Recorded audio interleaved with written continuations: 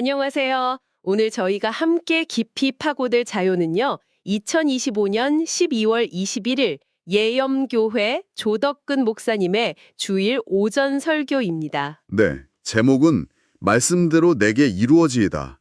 이거 본문은 누가복음 1장이죠. 맞아요. 우리에게 아주 익숙한 바로 그 성탄 이야기인데요.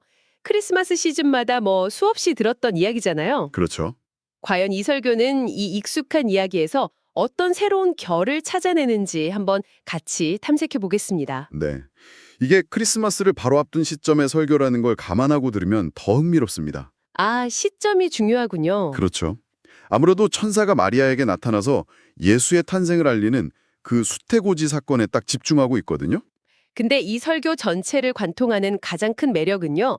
뭐랄까, 이 거대하고 신적인 계획 있잖아요. 네네. 그게 얼마나 보잘것없고 평범한 인간의 현실 속에서 시작되는지 그 엄청난 낙차, 그 대비를 계속해서 보여준다는 점에 있는 것 같아요. 자, 그럼 그 보잘것없는 현실, 이야기의 무대부터 한번 살펴보죠. 설교가 몇 가지 배경을 짚으면서 시작하는데요. 네, 여섯째 달이라는 시간적 배경이라던가 아, 맞아요. 하나님의 힘이라는 뜻을 가진 가브리엘 천사 같은 익숙한 요소들도 나오고요. 근데 제 눈길을 끈 건 바로 장소에 대한 묘사였어요. 갈릴리 나사렛이라는 동네 말이죠. 바로 그 지점이 이 설교의 논리가 시작되는 출발점입니다. 아, 나사렛이요? 네, 보통 이런 거대한 사건은 수도 예루살렘 같은 그런 중심지에서 일어날 거라고 기대하잖아요. 그렇죠. 당연히 그래야 할 것 같죠. 그런데 성경은 의도적으로 갈릴리 나사렛이라고 콕 집어서 말합니다.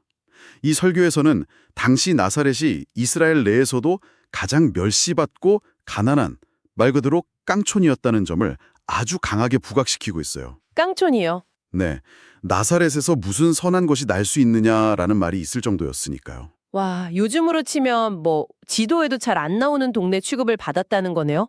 하나님의 거대한 계획이 그런 곳에서 시작된다는 설정부터가 벌써 흥미로운데요? 그렇죠. 그럼 그곳에 사는 인물들은 어땠나요? 한 명은 다윗의 자손 요셉인데 이름만 들으면 되게 대단해 보이는데요. 맞아요. 다윗의 자손이라는 타이틀은 엄청나죠. 하지만 설교는 그 화려한 타이틀 뒤에 숨겨진 그 초라한 현실을 낱낱이 보여줍니다. 어떤 현실이죠? 다윗 왕조는 이미 587년 전에 멸망했고요. 1000년 가까이 흐른 지금 요셉에게 남은 건 그냥 족보뿐인 거예요. 그는 그냥 시골 마을의 평범한 목수일 뿐이었습니다. 아, 그 영광이 족보에만 남았다는 게 핵심이네요. 오히려 다윗의 자손이라는 타이틀이 그의 초라한 현실을 더 비참하게 느끼게 만들었을 수도 있겠어요. 충분히 그랬을 수 있죠. 그런데 천사가 찾아간 진짜 주인공은 요셉이 아니었죠. 맞습니다. 천사는 요셉이 아니라 그의 약혼녀 마리아를 찾아갑니다. 네, 설교에서는 마리아의 나이를 한 15, 16세 정도로 추정하는데요. 한번 생각해 보세요. 몰락한 왕가의 후손인 시골 목수, 그리고 그와 약혼한 세상 물정 모르는 어린 소녀. 이보다 더 평범하고 연락한 조합이 있을까요? 신의 역사는 가장 화려한 무대가 아니라 가장 낮고 소외된 무대에서 가장 평범한 배우들을 통해 시작된다는 걸 이 설교는 처음부터 분명히 하고 있는 거죠. 바로 그 보잘것없는 마을의 어린 소녀에게 천사가 나타나서 건넨 첫 인사가 정말 뜻밖입니다.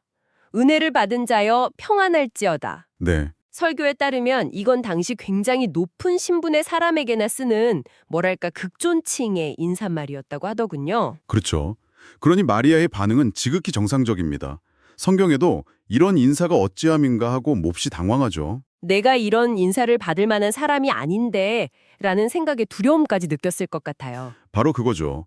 이 설교는 마리아의 이 첫 반응, 그러니까 순수한 두려움과 모든 것을 받아들이는 마지막에 그 안정된 모습을 대비시키면서 그녀의 내면이 어떻게 변화하는지를 따라가는 구조를 취하고 있어요. 그리고 천사는 곧바로 본론으로 들어가죠. 아들을 낳을 건데 그가 지극히 높으신 이의 아들이라 불릴 것이고 내 조상 다윗의 왕위를 잇게 될 거라는 엄청난 예언을 합니다. 상상이 잘 안 가죠. 네, 로마 식민 지배 아래서 허수아비 왕이나 앉혀놓던 시절에 다윗 왕조의 부활이라니 사람들한테는 거의 판타지 소설처럼 들렸을 것 같아요. 맞아요.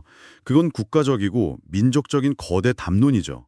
하지만 설교는 마리아의 첫 걱정이 그런 거 국적인 문제가 아니었다는 점을 아주 날카롭게 지적합니다. 아, 그게 아니었군요. 네, 그녀의 걱정은 훨씬 더 개인적이고 현실적이고 어쩌면 생존의 문제였죠. 그녀는 이렇게 묻습니다. 나는 남자를 알지 못하니 어찌 이 일이 있으리이까? 이 질문이 정말 현실적이라고 느껴지는 게 그 위대한 왕국이 어떻게 세워지나요?가 아니잖아요. 그렇죠. 저는 아직 결혼도 안 한 처녀인데 어떻게 아이를 가질 수 있죠? 라는 아주 근본적인 질문이죠. 당시 율법에 따르면 처녀가 임신하면 돌에 맞아 죽을 수도 있는 끔찍한 상황이었을 텐데요. 바로 그 점을 이 설교가 굉장히 중요하게 다룹니다. 마리아의 이 질문을 불신앙의 표현으로 보지 않는다는 거예요. 아, 불신앙이 아니다. 네. 오히려 한 처녀가 처한 절박한 상황에서 나올 수 있는 가장 정직하고 순수한 질문으로 해석하죠.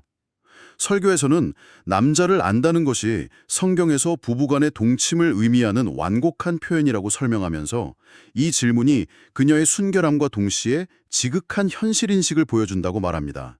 바로 그 지극히 현실적인 질문에 대한 천사의 대답이 이 설교의 신학적인 클라이맥스로 이어지는 것 같습니다. 맞습니다. 천사는 무슨 생물학적인 설명을 하는 대신 완전히 다른 차원의 선언을 하죠. 성령이 내게 임하시고 지극히 높으신 이의 능력이 너를 덮으시리니.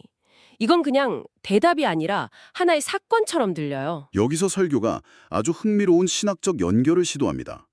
이 사건을 성경의 가장 첫 장, 바로 창세기 1장과 연결시키는 거죠. 창세기 1장이요? 태초에 그 말씀이신가요? 네. 창세기 1장 2절에 혼돈과 공허 속에서 하나님의 영은 수면 위에 운행하시니라 라는 구절이 나오는데요.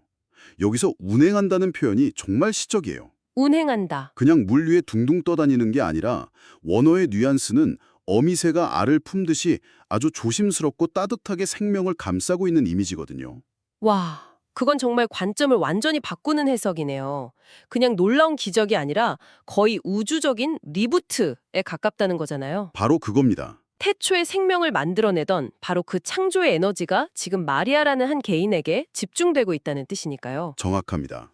그래서 이 사건을 단순히 하나의 기적이 아니라 새로운 창조의 행기로 보는 겁니다. 새로운 창조. 처지는 천사가 말한 지극히 높으신 이의 능력이란 곧 무에서 유를 창조하신 바로 그 능력, 흙으로 사람을 빚으시고 아담의 갈빗대로 하와를 만드신 바로 그 창조주의 능력이라고 선언합니다. 그렇군요. 그래서 새로운 창조라는 주제가 곧 태어날 아기와 첫 인간이었던 아담을 비교하면서 더 깊어지는 거군요. 네, 설교는 여기서 한 걸음 더 나아갑니다.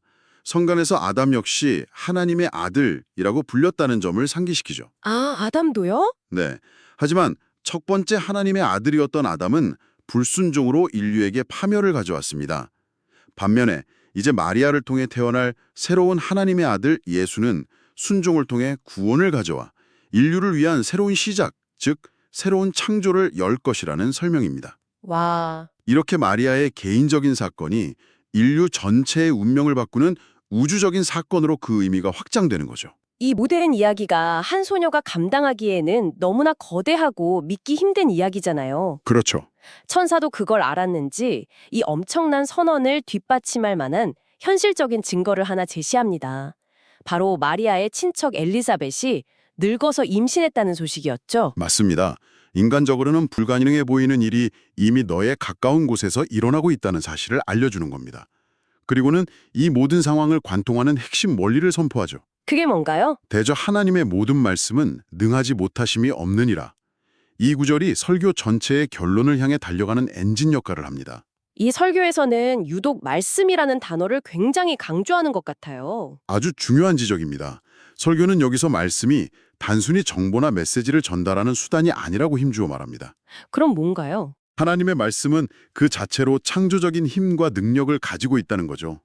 창세기에서 빛이 있으라는 말씀이 선포되자 곧바로 빛이 생겨났던 것처럼 말입니다. 아, 천지를 창조했던 바로 그 말씀의 에너지가 이제 마리아 안에서 새로운 생명을 창조하고 있다는 의미입니다. 그러니까 천사의 그 선언을 듣고 나서야 마리아의 마지막 대답이 비로소 이해가 가네요. 그녀가 주의 여정이오니 말씀대로 내게 이루어지이다 라고 했을 때 네, 그건 단순한 동의가 아니라 천사가 말한 그 창조적인 말씀의 힘을 그대로 받아들인 거군요. 바로 그 순간이 이야기의 클라이맥스입니다. 마리아는 천사가 선포한 말씀의 능력을 듣고 그 말씀이라는 단어를 그대로 받아서 자신의 고백으로 삼은 겁니다. 자신의 모든 것을 내려놓고 그렇죠. 자신의 이성과 경험, 앞으로 닥칠 사회적 비난과 위험, 약혼자와의 관계 파탄 같은 모든 인간적인 계산을 다 내려놓고 창조주의 말씀에 자신을 온전히 내맡기기로 결단한 거죠. 제 생각이 아니라 당신의 말씀이 제 삶에서 실현되기를 원합니다. 뭐 이런 고백이었겠네요. 네, 위대한 신앙 고백인 셈입니다. 이 모든 놀라운 신학적 해석을 거쳐서 결국 설교자는 강단 아래 앉아있는 사람들에게 그래서 당신의 삶은 이래야 합니다. 라는 메시지를 던져야 했을 텐데요. 이 거대한 이야기를 어떻게 개인의 삶으로 연결시키나요? 설교의 결론은 아주 명확하고 실천적인 적용으로 이어집니다. 한마디로 당신도 마리아처럼 고백하라는 거죠. 아, 마리아처럼. 네, 2000년 전의 역사적 사건을 그저 지식으로 아는 데서 그치지 말고 모든 것을 가능하게 하는 하나님의 말씀이 오늘 당신의 삶 속에서도 동일하게 창조적인 능력을 발휘할 수 있음을 믿으라는 메시지입니다. 그러니까 마리아의 이야기는 박물관에 박제된 성화가 아니라 오늘을 살아가는 신앙인들이 따라야 할 살아있는 믿음의 모델이라는 거군요. 그렇습니다. 설교는 바로 이 믿음, 즉 내 상황과 조건이 어떠하든 하나님의 말씀을 신뢰하고 말씀대로 내게 이루어지이다 라고 고백할 때 우리의 삶이 절망에서 벗어나 승리하는 삶으로 바뀔 수 있다고 격려하며 마무리됩니다. 오늘은 조덕근 목사님의 설교 한 편을 통해 우리가 너무나 잘 안다고 생각했던 성탄 이야기를 새로운 관점에서 깊이 들여다봤습니다. 네, 갈릴리 나사렛이라는 가장 보잘것없는 마을에서 한 평범한 소녀의 믿음을 통해 시작된 이야기가 어떻게 새로운 창조라는 우주적인 사건으로 확장되는지 그 과정을 따라가 보았네요.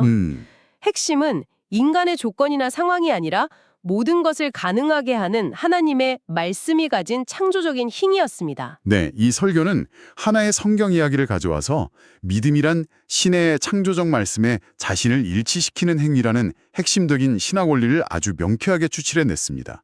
그리고 그것을 오늘날 청중의 삶에 직접적으로 적용하려 시도했다는 점에서 인상 깊었습니다. 자, 이제 마지막으로 당신이 한번 생각해 볼 만한 질문을 던져봅니다. 오늘 우리가 살펴본 설교는 마리아의 수용과 믿음에 온전히 집중하고 있습니다. 그렇죠. 하지만 이 이야기에는 또 다른 중요한 인물, 바로 다윗의 자손으로 묘사된 약혼자 요셉이 있죠. 아, 요셉? 맞아요. 이 본문에서는 그가 침묵하고 있지만 예언의 성취에 있어 그의 혈통은 매우 중요합니다. 과연 그의 관점에서 이 믿기 힘든 상황은 어떻게 다가왔을까요? 그리고 그가 결국 이 모든 것을 받아들이는 과정은 오늘 우리가 나눈 말씀에 대한 믿음이라는 주제와 어떻게 연결될 수 있을까요?